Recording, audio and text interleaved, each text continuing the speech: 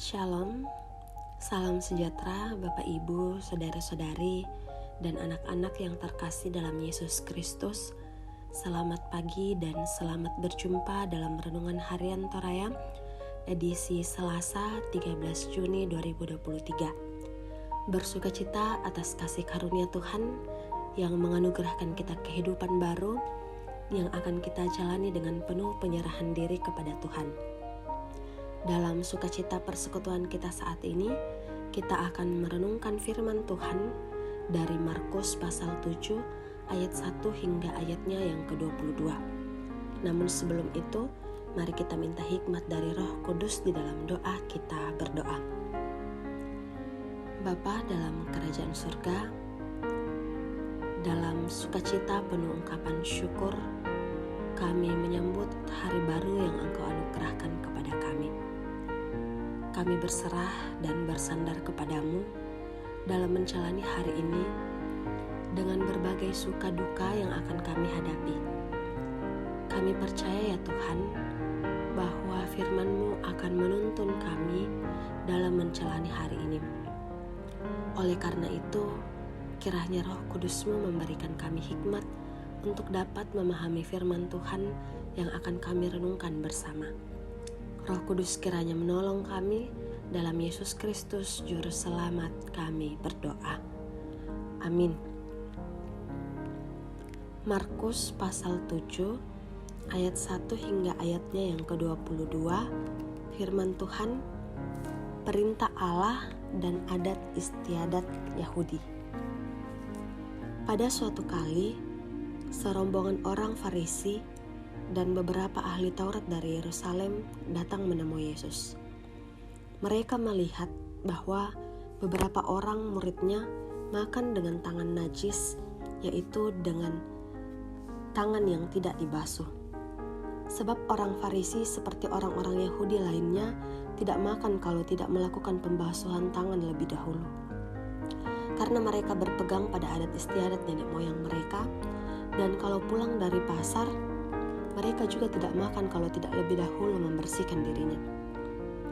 Banyak warisan lain lagi yang mereka pegang. Umpamanya, hal mencuci cawan, kendi, dan perkakas-perkakas tembaga. Karena itu, orang-orang Farisi dan ahli-ahli Taurat itu bertanya kepadanya, "Mengapa murid-muridmu tidak hidup menurut adat istiadat nenek moyang kita, tetapi makan dengan tangan najis?" Jawabnya kepada mereka, "Benarlah nubuat Yesaya tentang kamu, hai orang-orang munafik. Sebab ada tertulis, bangsa ini memuliakan aku dengan bibirnya, padahal hatinya jauh daripadaku. Percuma mereka beribadah kepadaku, sedangkan ajaran yang mereka ajarkan ialah perintah manusia. Perintah Allah kamu abaikan untuk berpegang pada adat istiadat manusia." Yesus berkata pula kepada mereka, "Sungguh pandai kamu mengesampingkan perintah Allah supaya kamu dapat memelihara adat istiadatmu sendiri. Karena Musa telah berkata, hormatilah ayahmu dan ibumu, dan siapa yang mengutuki ayahnya atau ibunya harus mati. Tetapi kamu berkata, kalau seorang berkata kepada bapaknya atau ibunya, apa yang ada padaku yang dapat digunakan untuk pemeliharaanmu sudah digunakan untuk korban, yaitu persembahan kepada Allah. Maka kamu tidak membiarkannya lagi berbuat sesuatu pun untuk bapaknya atau ibunya. Dengan demikian, firman Allah kamu nyatakan tidak berlaku demi adat istiadat yang kamu ikuti itu, dan banyak hal lain seperti itu yang kamu lakukan." Lalu Yesus memanggil lagi orang banyak dan berkata kepada mereka, "Kamu semua, dengarlah kepadaku dan camkanlah. Apapun dari luar yang masuk ke dalam seseorang tidak dapat menajiskannya, tetapi apa yang keluar dari seseorang, itulah yang menajiskannya. Barang siapa bertelinga untuk mendengar, hendaklah ia mendengar." Sesudah itu, ia masuk ke sebuah rumah untuk menyingkir dari orang banyak. Murid-muridnya bertanya kepadanya tentang arti perumpamaan itu. Maka jawabnya, "Apakah kamu juga tidak dapat memahaminya? Tidak tahukah kamu bahwa segala sesuatu dari luar yang masuk ke dalam seseorang tidak dapat menajiskannya?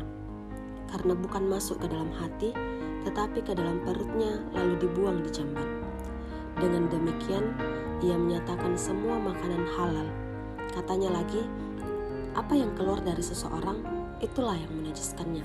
Sebab dari dalam, dari hati orang, timbul segala pikiran jahat, percabulan, pencurian, pembunuhan, persinahan, keserakahan, kejahatan, kelicikan, hawa nafsu, iri hati, hujat, kesombongan, kebebalan. Semua hal-hal jahat ini timbul dari dalam dan menajiskan orang. Amin. Perintah Allah dan adat istiadat. Parentana puang matua na ada. Itulah tema perenungan kita pada pagi yang indah ini. Bapak, Ibu, saudara-saudari, dan anak-anak yang sama dikasihi Tuhan, bagi orang Toraja, adat istiadat menjadi suatu nilai kekayaan tersendiri. Betapa tidak adat istiadat itu menjadi penarik bagi wisatawan lokal maupun asing untuk berkunjung ke Toraja. Namun, masih banyak diskusi seputar hubungan Injil dan adat istiadat.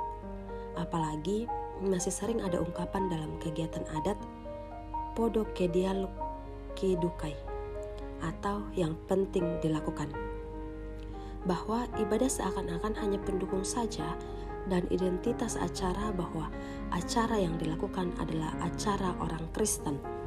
Lalu bagaimana pandangan Tuhan Yesus tentang hal tersebut? Tuhan Yesus memberikan penjelasan kepada orang Farisi dan ahli Taurat yang menyalahkan Tuhan Yesus karena murid-muridnya makan dengan tidak membasuh tangan. Memang bagi orang Yahudi, sesuai adat istiadat mereka, seseorang harus membasuh tangan sebelum makan. Jika tidak, maka dianggap najis. Dalam keadaan itu, Tuhan Yesus menjelaskan bahwa adat istiadat itu baik, tetapi bukan dalam kemunafikan seperti yang dilakukan orang Farisi. Yesus menghendaki agar perintah Allah menjadi yang utama, walaupun adat istiadat itu tetap dihormati. Yang dimaksudkan bahwa nilai yang harus menggerakkan kita adalah perintah Allah, bukan karena adat istiadat yang hanya berisi kebiasaan yang dibuat oleh manusia. Demikian pula dalam kehidupan kita, khususnya sebagai orang Toraja. Seringkali lebih menonjolkan perhatian kita pada adat istiadat. Urusan adat lebih mengikat dan menjadi keharusan untuk dilakukan.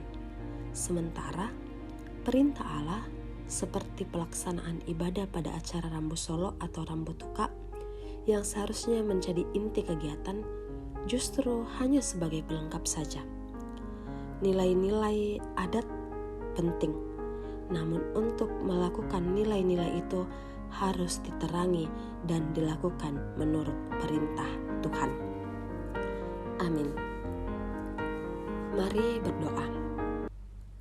Bapa di sorga, kami mengucap syukur atas firman-Mu yang telah kami renungkan bersama di pagi yang indah ini. Melalui firman-Mu ya Tuhan, kami diingatkan agar senantiasa melakukan nilai-nilai adat atau nilai apapun di dalam kehidupan kami dalam terang dan dilakukan menurut perintah Tuhan. Kiranya Roh Kudus-Mu ya Tuhan yang akan memampukan kami untuk melakukan apa yang telah kami renungkan bersama, sehingga senantiasa menuntun kami dalam jalan kebenaran dalam setiap langkah kehidupan kami. Bapa di sorga, kami menyerahkan seluruh kehidupan kami di dalam tangan pengasihan-Mu, terkhususnya dalam menjalani hari ini. Kiranya setiap aktivitas kami, pekerjaan kami, maupun pelayanan kami senantiasa berada dalam tuntunan dan lindungan kasih Tuhan. Keluarga kami, pendidikan anak cucu, bahkan pergumulan maupun tantangan hidup, kami serahkan ke dalam tangan pengasihan-Mu. Berdoa ya Tuhan, bagi yang bergumul untuk mencari pekerjaan, Tuhan berikan kesabaran di dalam setiap usaha mereka. Kami yakin dan percaya bahwa Tuhan pun telah menyediakan yang terbaik. Bagi yang bergumul karena sakit penyakit, kami serahkan ke dalam tangan pengasihan Tuhan. Kuatkan kuatkan dan berikanlah kesabaran serta apa yang diupayakan, kiranya melalui semuanya itu dapat menjadi alat perpanjangan Tuhan bagi saudara-saudari kami untuk memperoleh kesembuhan. Berdoa juga ya Tuhan bagi orang tua kami yang berada dalam lanjut usia. Kiranya Tuhan senantiasa mengaruniakan kesehatan, kekuatan, bahkan sukacita, sehingga orang tua kami dapat menjalani masa tuanya dengan penuh damai sejahtera. Ini doa kami ya Tuhan, ampunilah segala dosa kami, di dalam nama-Mu kami telah berdoa. Bapak, Ibu, saudara-saudari, dan anak-anak yang sama dikasihi Tuhan, lakukanlah segala pekerjaan kita, bahkan aktivitas kita, terutama yang harus diterangi dan dilakukan menurut firman Tuhan. Dan terimalah berkat-Nya. Kiranya Allah mengasihani kita dan memberkati kita, kiranya Ia menyinari kita dengan wajah-Nya. Amin. Demikianlah kebersamaan kita dalam Renungan Harian Toraya. Selamat pagi, selamat menikmati kehidupan hari ini. Tuhan memberkati.